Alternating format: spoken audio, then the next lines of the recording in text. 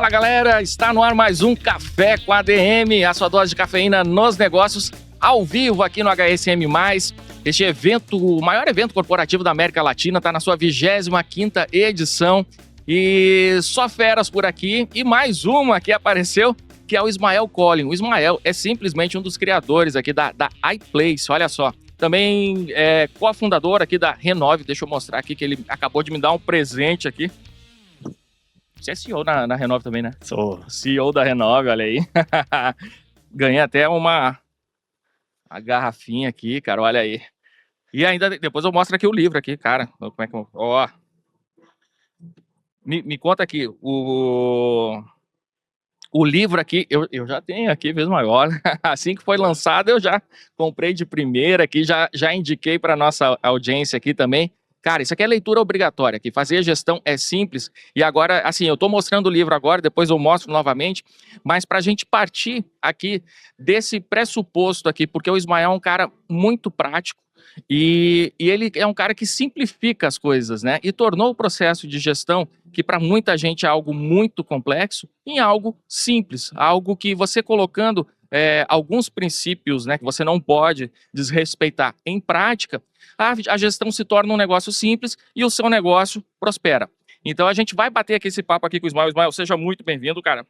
Um prazer enorme estar aqui. Estou me sentindo dirigindo não, mas como caroneiro de uma Kombi de verdade aqui. Espetacular, estou até com o braço aqui.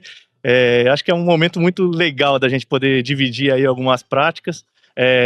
Em relação ao livro, esse é um projeto que de fato eu acredito muito, até o linguajar dele parece um papo de bar mesmo, é um papo simples, que é o que eu acredito. Eu acho que uma empresa inteira precisa saber o que a gente trata na gestão, porque no final do dia quem executa isso de verdade é quem está na ponta, quem está diante do nosso cliente, quem está recebendo o nosso cliente.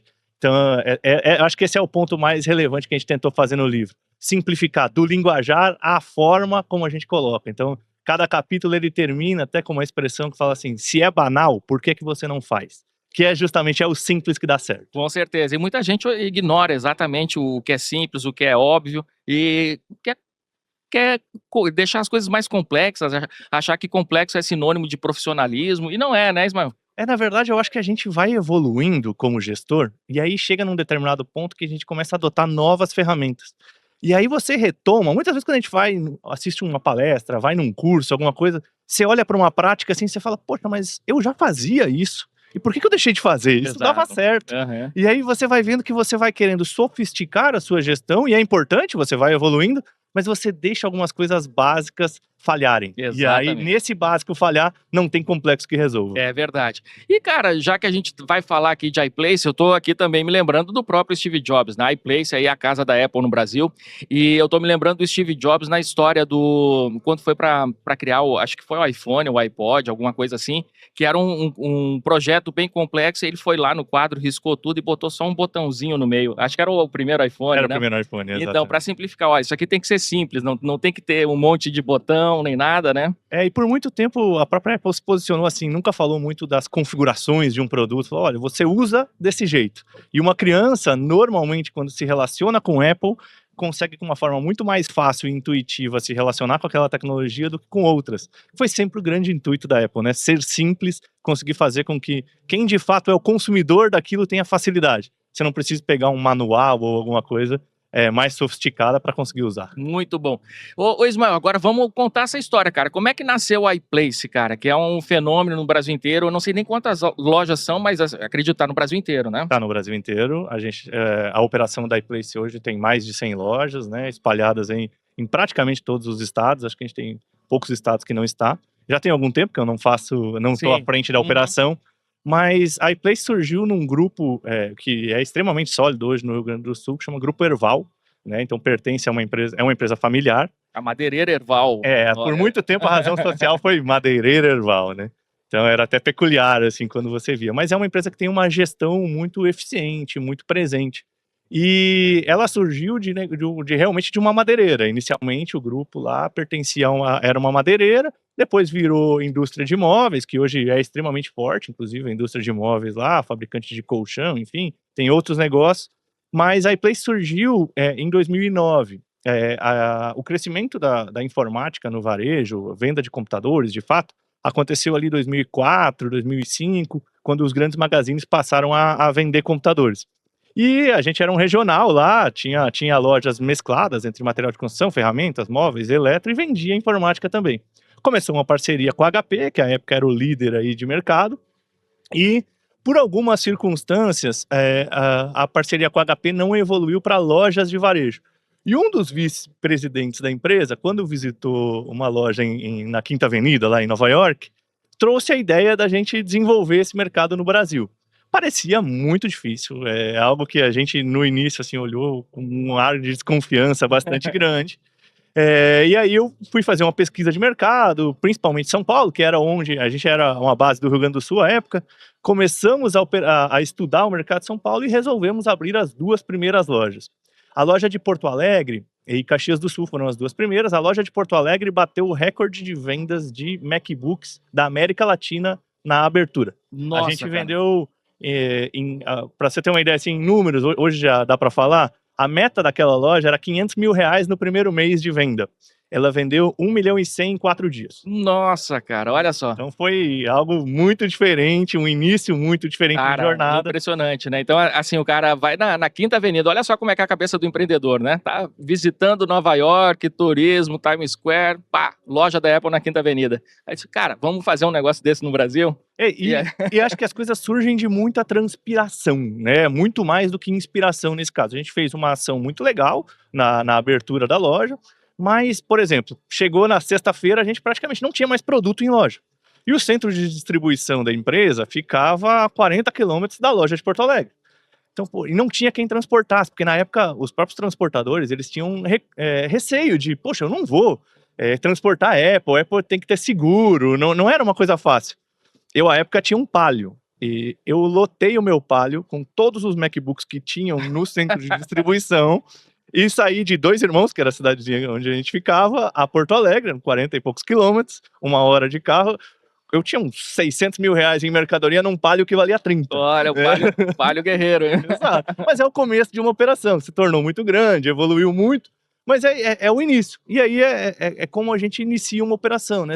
Quando a gente empreende, quando a gente tem um negócio novo, ele é muito mais transpiração e você vai ajustando. Muita gente fala assim, pô, o case da iPlace, por exemplo, deve ter sido muito planejamento.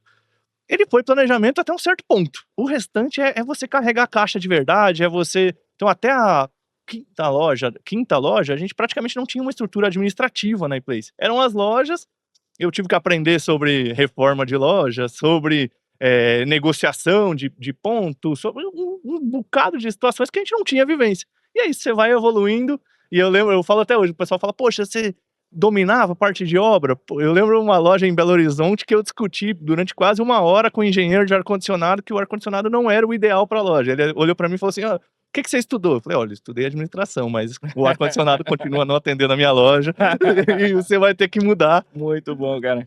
E me conta como é que foi essa expansão também, né? Então vocês começam lá no Rio Grande do Sul e, enfim, né, já foi um sucesso logo de cara. Mas aí como é que vieram as lojas seguintes, né, e toda essa expansão nacional? A gente, todo mundo olha para a iPlace como se ela fosse uma operação única, né, como se só tivesse ela no Brasil à época. Porém, o primeiro operador desse mesmo programa, que chama Apple Premium Reseller, foi a Fast Shop com uma operação chamada E2U.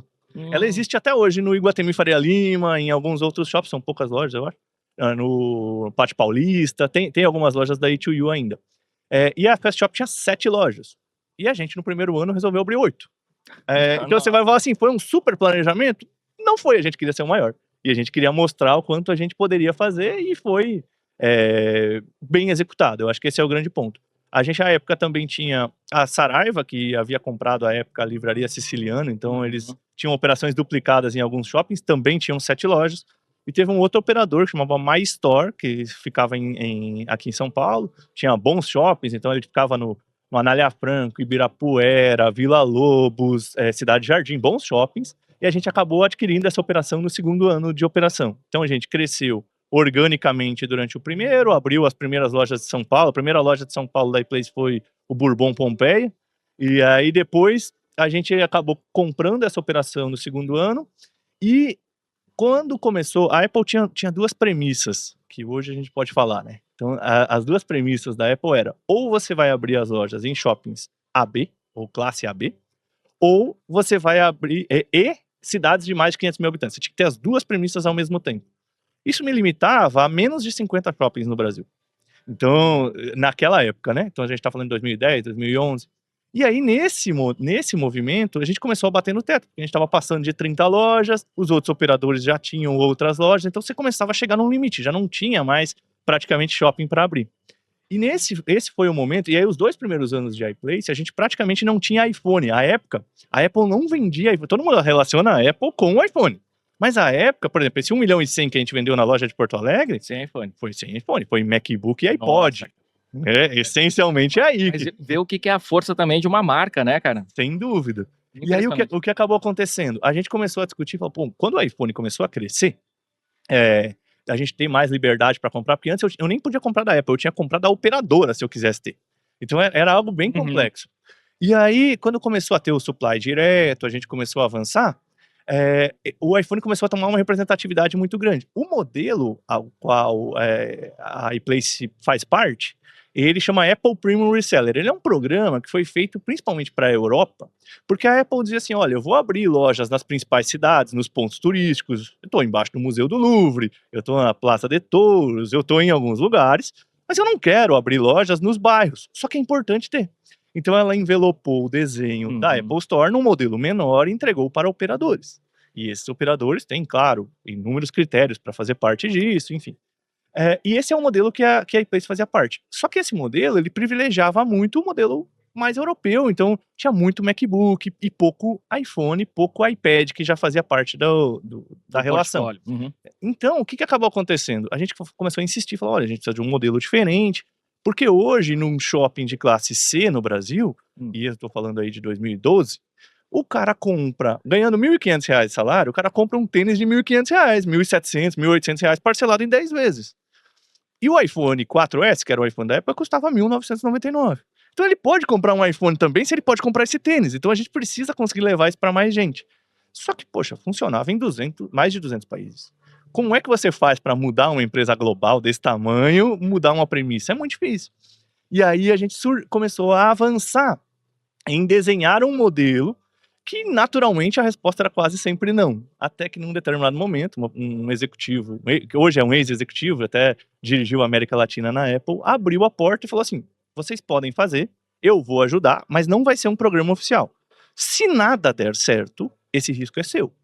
E a gente comprou o risco à época e abriu a primeira loja totalmente mobile, que até a gente usou o nome da MyStore, que foi a rede que a gente comprou, que depois virou iPlace Mobile, mas virou uma operação de 51 metros em Piracicaba. Foi mesmo, cara. Então foi a primeira operação numa cidade de menos de 500 mil habitantes e que não era exatamente um shopping de classe AB. E essa foi a loja que mais vendeu iPhone na América Latina durante uns 2 meses por metro quadrado. Então a divisão iPhone por metro quadrado, fora as Apple Stores, foi desta loja, o recorde. Então o que acabou acontecendo? Fantástico. Isso virou um programa mundial da Apple. Então teve lojas abertas nesse programa no México, na Colômbia, na China.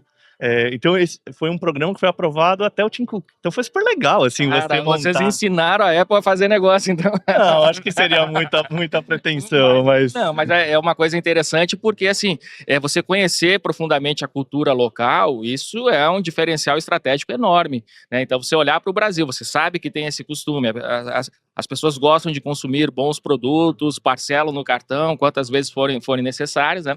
Mas querem ter o melhor. Sem dúvida. E aí, acho que um grande ponto aí é você conseguir ter o executivo também ao seu lado, que foi os executivos da Apple tem que ser muito enaltecidos nessa parte, porque naturalmente eles não conseguiram aprovar globalmente um programa assim, sem executá-lo, mas eles abriram a porta para que aconteça. E muitas vezes quando a gente fala de empresa grande, a gente fecha muitas portas, perde muitas oportunidades, porque precisa de aprovações muito grandes, precisa aí de um compliance muito rigoroso em algumas coisas, que a gente acaba perdendo oportunidades. Então, às vezes, essa criatividade do executivo faz a diferença também. Com certeza. Muito bem. E aí, bom, aí teve um movimento de saída, né, da iPlace aí. Queria que você comentasse, né, para a gente chegar também aqui na Renove. Legal. Bom, em final de 14, eu acabei deixando a operação da iPlace, preparei uma sucessão, quem assumiu o meu lugar à época foi o Matheus Mundstock, que hoje é meu sócio na Renove. né? Ficou à frente da operação até 2022. E aí eu fui investir na questão de ser conselheiro de administração. Então fiz minha formação como conselheiro, passei a integrar algumas empresas mais formais e outras um pouco menos formais. Me relacionei um pouco mais com startups, comecei a aprender um pouco mais sobre esse mundo, e até chegar ao ponto de criar a minha própria, que hoje é o que eu acabo tocando. Legal. E, bom, e conta aqui da Renove também, cara. Como é que é? Qual que é o negócio aqui, Renove? Bom, a Renove, Aqui só para a turma ver o logo aqui, ó. A gente é uma plataforma que transforma produtos usados eletrônicos em meios de pagamento dentro do varejo. Então, essencialmente, o que a gente faz? A gente tem uma plataforma que faz a avaliação e a chancela de quanto vale, principalmente em smartphones, mas é permitido hoje consoles de videogame, tablets, smartwatches. Então, você tem uma gama de produtos e tem outras aí saindo do forno aí nessa plataforma. E o que a gente faz? A gente tem uma plataforma que avalia o produto e já transforma ele num voucher, numa carta de crédito que é utilizada naturalmente no caixa do varejo. Hoje a gente está com uma solução nova que você permite também avaliar o produto de casa, então o cliente pode clicar num link, avaliar de casa e depois levar esse produto até a loja. E isso também deve conectar com e-commerce, com outras frentes aí para frente. O que hoje é muito legal é que a gente não faz simplesmente uma troca. Existiram grandes empresas que se consolidaram no mercado fazendo a troca. Você faz uma avaliação, um pelo outro e tal. Hoje a gente tem mais de 92 milhões de aparelhos celulares, só celulares, em gaveta no Brasil. Uhum. Então tudo isso é dinheiro parado que vale. É verdade. Então hoje a gente roda. Eu já estava pensando quantos que eu tinha em casa aqui para te passar aqui. Então, hoje, por exemplo, a gente roda dentro de alguns varejos, principalmente grandes regionais, onde o cliente vai lá e bota 3 smartphones. Eu já vi cliente trocar por air fryer, trocar por geladeira. Tem um caso peculiar numa rede varejista, que a vendedora gravou um vídeo, ele trocando um iPhone 14 por uma lava e seca. E aí a gente ficou brincando, né? Poxa, a mulher deve ter botado uma pressão grande em casa aqui nessa troca.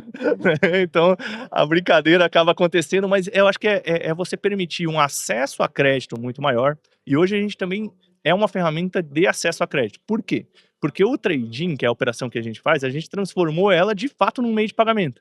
E sendo um meio de pagamento, ele permite muitas vezes que os varejistas que estão investindo em crediário próprio, você tem grandes varejistas investindo, usem ele como entrada no crediário. Então, às vezes, o cliente tem que dar 30% de entrada, o smartphone dele é os 30% de entrada, ou o notebook dele é os 30% de entrada, que permite ele comprar qualquer outra coisa dentro da loja. Tá, agora eu quero saber o que vocês fazem com esses aparelhos, né? Então, você recebe, e aí tem essa história de renovar o aparelho, como é que é?